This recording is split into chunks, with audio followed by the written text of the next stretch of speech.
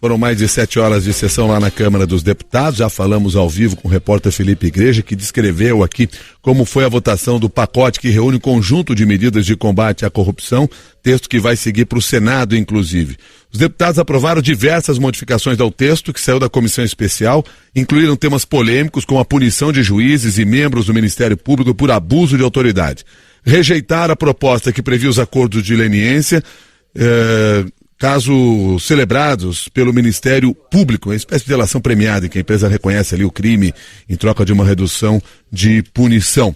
Outro trecho retirado tornava crime o enriquecimento ilícito de funcionários públicos, previa o confisco de bens relacionados ao crime, criminalização do Caixa 2, essa passou, sem a anistia para as eleições anteriores. Pelo texto aprovado, a prática passa a ser condenada com pena de 2 a 5 anos de prisão e multa. Portanto, foi assim que ficou o texto que saiu lá da Câmara dos Deputados e, como disse, vai para o Senado. E aí, como é que fica esse cenário? Estamos em contato com o Procurador da República, diretor da Associação Nacional dos Procuradores da República, Procurador Alain Mansur. Bom dia para o senhor. Bom dia, Milton, bom dia, ouvintes. Mudou muito o texto, hein, daquilo que foi apresentado originalmente. E mudou para pior, no seu entender, ou não?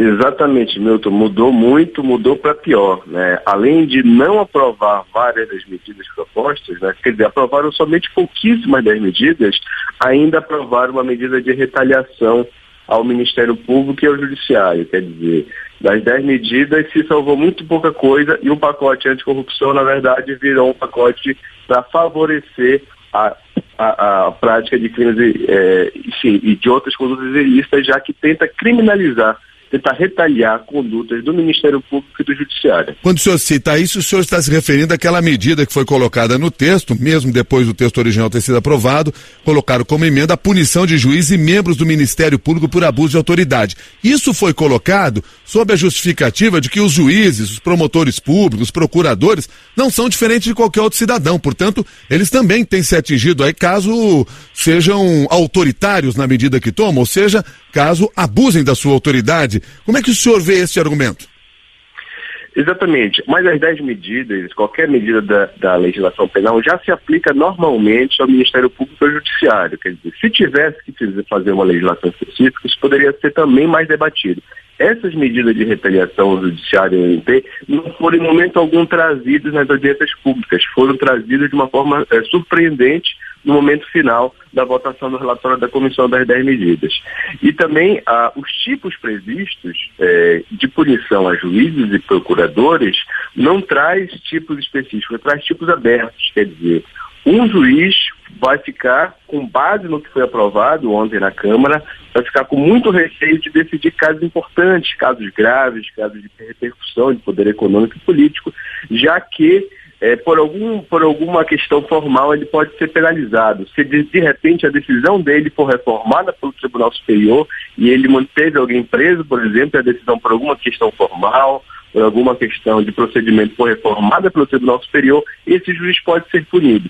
Se um procurador entrar com uma ação e de repente por alguma questão, uma prova que ele utilizou não for aceita pelo Tribunal Superior, também esse procurador pode ser penalizado. Então os tipos previstos, os tipos de punição previstos são muito abertos. Quer dizer, a forma de punir está muito aberta, muito subjetiva, e isso vai dar margem à retaliação. Então se entende que, com base no que foi aprovado, está mais ou menos trazendo o que já foi feito na Itália na época da Operação Malvinas. Quer dizer, depois de um grande avanço no combate à corrupção, há um grande risco de retrocesso. E esse coloca formas de retaliar claramente tanto o Ministério Público quanto o Judiciário. As formas de punição não são formas previstas como contra qualquer agente público, são formas específicas somente destinadas a juízes e membros do Ministério Público, de formas abertas e subjetivas e dando margem claramente à retaliação. E se isso mantiver, é isso que vai ocorrer. Procurador,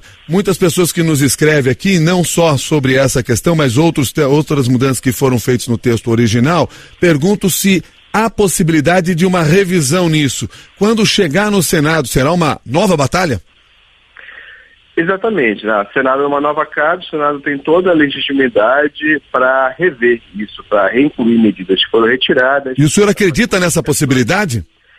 Eu acredito na possibilidade, né? Isso, enfim, faz parte da democracia haver duas caras justamente para uma poder rever e poder redebater o que não foi colocado na outra. Mas, por exemplo, pontos importantes precisariam ser incluídos.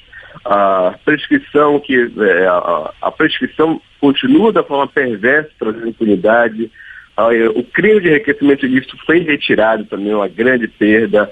O fisco alargado, quer dizer, previa uma possibilidade maior de rever, de confiscar bens que fossem retirados ilicitamente, também foi retirado. O acordo penal, que trazia uma forma mais ágil do processo penal, também foi retirado.